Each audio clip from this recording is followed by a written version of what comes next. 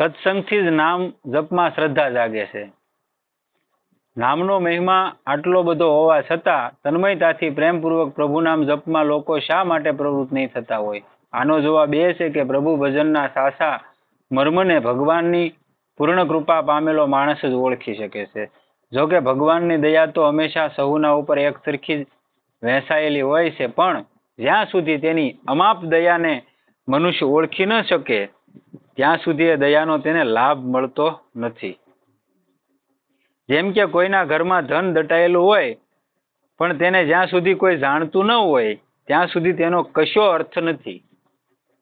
તમારા ઘરમાં લાડ હોનું પીડ્યું, તમને ખબર નથી તો એનું શું કામનું? ઓલા ગધેડાની ડોકે હીરો બાંધ્યા વાળી વાત થાય.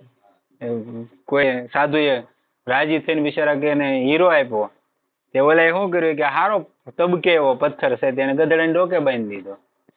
એનાથી એને તેના મોલની ખબર નહોતી. કોઈ વણિક ભાળી ગયો કે ભલામણ આ તો આસો હીરો છે ને આનથી તારથી અઢળક ધન સંપત્તિ મળશે. એમ જ્યાં સુધી કિંમતની ન ખબર હોય ત્યાં સુધી ન થાય. પણ જ્યારે કોઈ જાણકાર માણસ દ્વારા માહિતી મેળવીને જો મહેનત કરીને એ ધન બહાર કાઢે ત્યારે લાભ મળે છે. એવી જ રીતે ભગવાનની કૃપા પ્રભાવને ઓળખનારા પુરુષના સંગ થકી માણસને પ્રભુની નિત્ય કૃપાનો ખ્યાલ આવે છે. કૃપાની અનુભૂતિથી ભજનનો મર્મ સમજાય છે. પછી ભજનમાં પ્રવૃત્ત થાય છે અને ભજનની રોજની આરાધનાથી તેના સઘળા પાપ નાશ પામે છે. એટલું જ નહીં પણ ઈશ્વર પ્રાપ્તિનો પૂર્ણ લાભ મળે છે. નામ સ્મરણમાં પાપ નાશની સહજ શક્તિ છે. નામ સ્મરણ એવું છે, પાપ નાશ કરવામાં અમાપ શક્તિ છે. સહજતાથી પાપનો નાશ કરી નાખે. અહીં જો કોઈ સંદેહ કરે કે જો પ્રભુ ભજન કરનારના પાપનો ઈશ્વર નાશ કરી દેતા હોય કે તેને ક્ષમા કરી દેતા હોય તો તેના મનમાં વિષમતાનો દોષ ન લાગે. તેનો જવાબ એ છે કે જે રીતે અગ્નિમાં બાળી દેવાની અને પ્રકાશ પાથરવાની શક્તિ સાહસિક છે, તે જ પ્રભુ નામમાં પણ પાપ બાળી દેવાની સ્વાભાવિક શક્તિ છે. અગ્નિ છે એ તમે ગમે ત્યાં પ્રગટાવો, તમે જાણે અડો તોય દાજો, ભૂલમાં અડો તોય દાજો અને પરાયણે કોક નાખે તોય દાજો. એનો સ્વભાવ છે બાળવાનો, એ બાળે જ તે. એમ ભગવાનના નામનો સ્વભાવ છે કે તમારા પાપના સમૂહનો નાશ કરવાનો, એ કરે જ તે. એમાં શંકા ન કરવાની હોય. તમે એકવાર રામ બોલો ને તોય ભગવાન પ્રગટ થઈ જાય. પણ હવે તમારા અનંત જન્મોના પાપ હોય એનો ધ્વંસ ન થાય ત્યાં સુધી પરમાત્મા ન આવે. કહેવાનો મતલબ ઈ. બાકી એક જ વાર રામ બોલવાથી પરમાત્મા પ્રગટ થઈ જાય. બસ પેલાનું પૂર્વનું છે પડ્યું છે એટલે એ ભોગવવું પડે.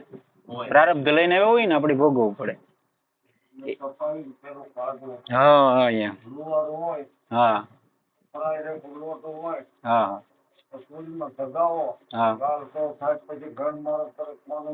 નીહરે નો નીહરે નહીં. હા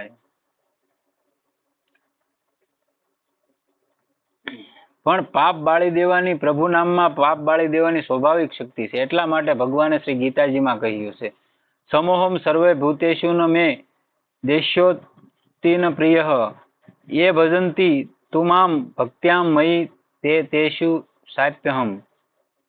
હું સઘળા ભૂતોમાં સમભાવે વ્યાપક છું. ન તો કોઈ મને અપ્રિય છે કે ન પ્રિય છે, છતાં પણ જે ભક્તો મને પ્રેમથી ભજે છે તેઓ મારામાં છે અને હું પણ એનામાં પ્રત્યક્ષ રૂપે પ્રગટ છું. આ વાતથી સ્પષ્ટ થઈ જાય છે કે ઠંડીથી ઠૂઠવાતા અનેક પુરુષોમાંથી જે પુરુષ અગ્નિ પાસે જઈને તેની ઉષ્ણતાનું સેવન કરે છે, તેની ટાઢનું શમન કરીને અગ્નિ તેનું એ દુઃખ નિવારે છે. તમે ટાઢથી હેરાન થતા હોય, ઠૂઠવાઈ જાય આપણે, એટલી ઠંડી હોય, પણ હવે અગ્નિ ત્યાં પ્રજ્વલિત હોય, 25 જણા બેઠા, એમાં એક જણો ત્યાં જઈને અગ્નિનો તા લે તો એની ઠંડી વહી જાય છે ને ભાઈ. અહીંયા બીજા 24 નથી જતા તો નથી જવાની એની, એમ છે. પણ જે અગ્નિ પાસે જતા નથી તેનું દુઃખ નથી મળતું. આનાથી અગ્નિને અસમાનતાનો દોષ નથી લાગતો. કારણ એ છે કે સૌને પોતાની ઉષ્ણતા દઈને તેમના સંકટ નિવારવા માટે હંમેશા અગ્નિ તો તૈયાર જ હોય છે.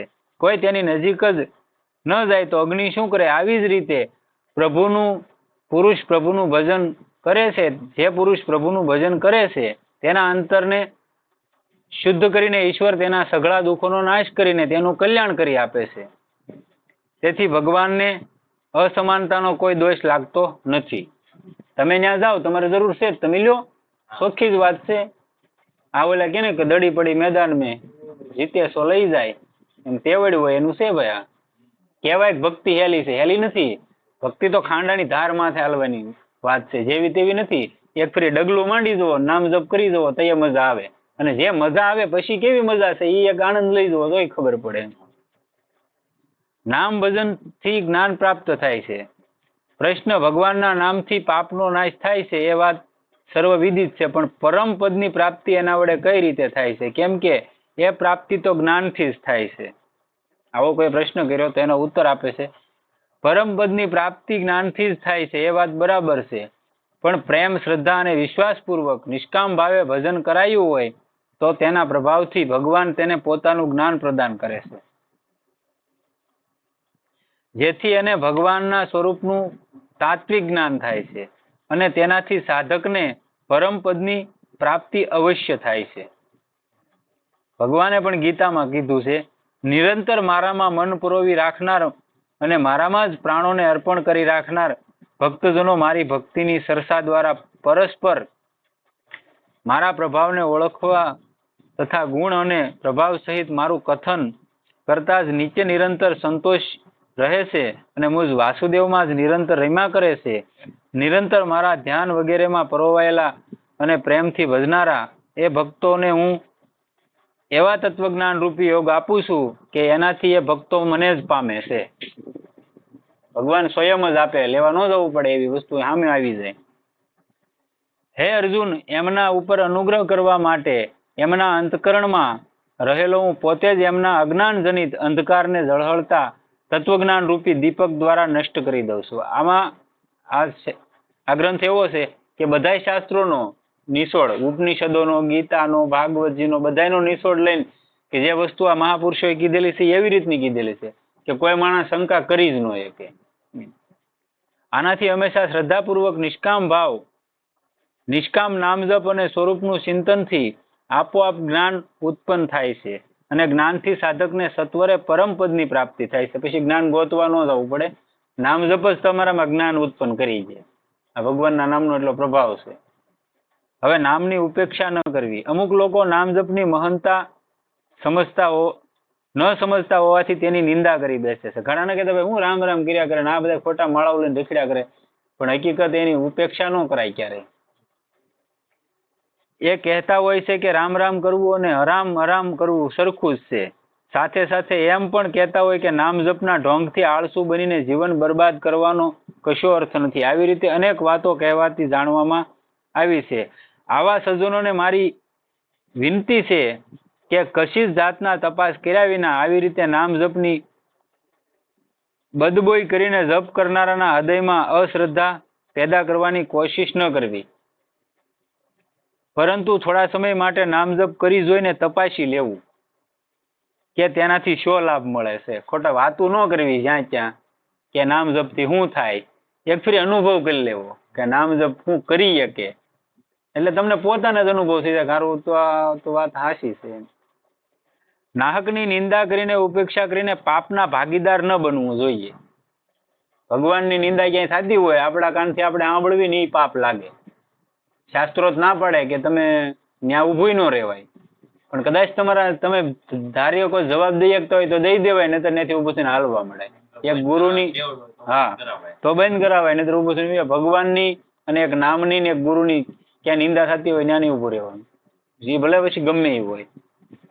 નામ જપમાં પ્રમાદ અને આળસ યોગ્ય નથી. ઘણા ભાઈઓ નામ જપ કે ભજનને સારા ગણે છે, પણ આળસને લીધે ભજન નથી કરતા. સમજતા હોય બહુ શ્રેષ્ઠ છે, પણ આળસ એટલી બધી ગળી ગયેલી હોય ને થાતું ન. આજ કરું કાલ કરું, આજ કરું કાલ કરું એમ થાય, અને આળસને લીધે ભજન નથી કરતા. આ તેમની મોટી ભૂલ છે.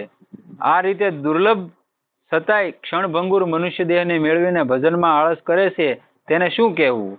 જીવનનો યોગ્ય સમય ભજનથી જ પામી શકાય છે.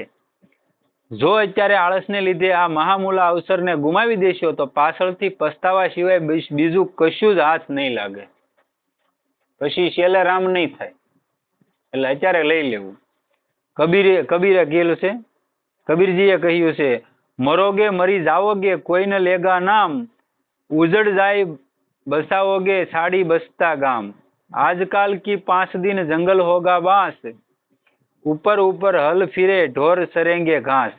आज कहे मैं काल भजू, काल कहे फिर काल, आजकाल के करत ही ओसर जासी साल। काल भजता आज भज, आज भजनता अब, पल में परलय होएगी फेर ભજેગા કબ। ઈ કે તું રોજ રોજ વાયદા દીધા કરે, આજ કરીને કાલ કરીને આ જીવન આમને નષ્ટ થઈ જાય અને પળભરમાં પ્રલય થઈ જાય, તો તું ક્યારે રામ ભજી એમ। એટલે કે કાલ કરતા આજ કરીને આજ કરતા આબ, જ્યાંથી સમજે ત્યાંથી હવાર એમ કરીને રોજનો નિયમ બાંધી લ્યો કે ભાઈ માળા ન હોય તો સારું, ન હોય તો એક નિયમ થી કે ભાઈ ઓલી માળા છે ને તમે નવા હોવ ને એટલે તમને અમુક ટાઈમ માથે તમે ન કરી શકો, 15 મિનિટ ત્યાં બગાહા આવવા મળે। ઓલી માળા હોય ફાઇનલ હોય કે ભાઈ મારે રોજ 11 કરવાની જ છે, એ આળા સડે બગાહા આવે કે આહુડા આવે જે આવે એ પણ કરવાની છે, કરવાની છે, તો એક તમારો નિયમ બંધાઈ જાય। પછી રોજ એક વધારતા જાવ તમારું શરીર જેમ તમને સાથ આપે એમ, બાકી શરૂ કરી દો દુઃખી ન થવું હોય તો। તેનાથી આળસ અને પ્રમાદનો ત્યાગ કરીને જેવી રીતે બને તેવા પ્રકારે ઉઠતા બેસતા સૂતા જાગતા અને કર્તવ્ય ફરજો બજાવતા હર હંમેશ ભજન કરવાનો મહાવરો અવશ્ય કરવો જોઈએ। માતા તેના બાળકોને ભૂલવાડવા માટે તેની પાસે વિવિધ પ્રકારના રમકડા ખડકી જશે, કશુંક ખાવાનું તેના હાથમાં મૂકી જશે। જે બાળકો આ સાધનો સાથે ઓતપ્રોત થઈને જનેતા માટે રડવાનું ભૂલી બેસે તો જનેતા પણ તેને એક બાજુ મૂકીને પોતાનું અન્ય કામ કરવા લાગે। માં છે એ બાળકને રમકડા આપી દે અને પછી રમવા સડી જાય એટલે માં એનું કામ કરી લે અને ઓલો છોકરો રમતો ન રમતો એમ। પણ જે બાળક રમકડાને કે ખાવામાં રસ લેવાને બદલે માત્ર માતાની જ રટણ ચાલુ રાખે તેને માતા અચૂક પોતાની ગોદમાં લઈ લેવા મજબૂર થઈ જાય છે। એ રમકડા સામું ન જોવે તો એની માને લેવો પડે કે ન લેવો પડે? લેવો જ પડે। આવા ઝક્કી બાળકની પાસે ઘરના તમામ જરૂરી કામ મૂકીને પણ જનેતાએ તરત જ દોડી આવવું પડે છે અને બાળકને તેડીને સાતીએ સરસું સાપી લેવું પડે છે, કેમ કે માતા એ વાત જાણે છે કે આ બાળક મારા સિવાય અન્ય કશી બાબતમાં ગાફેલ નથી, મારા સિવાયની બીજી કોઈ વસ્તુ ન જોતી એમ।